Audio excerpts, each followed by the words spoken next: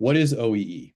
In the manufacturing world, most people know what this is. When you get out into distribution and supply chain broadly, you use something similar, but it's a different term. So OEE stands for overall equipment effectiveness.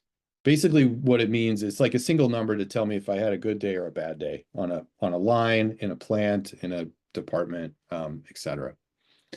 And you can really boil it down to a simple formula of how much good product did I produce divided by how much did I plan to produce, right? So pretty simple, but it's broken down into three different metrics that are multiplied together to get OEE. So one of them is availability, and it's simply, did I run when I was supposed to? So let's say I had an 8-hour shift.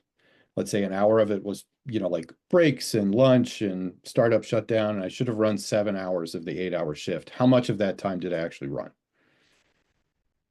And then performance. So did I run at my planned cycle time or my planned run rate? So if I can produce 100 parts per hour, how close to that did I get? And it's, expressed in a percentage, just like availability.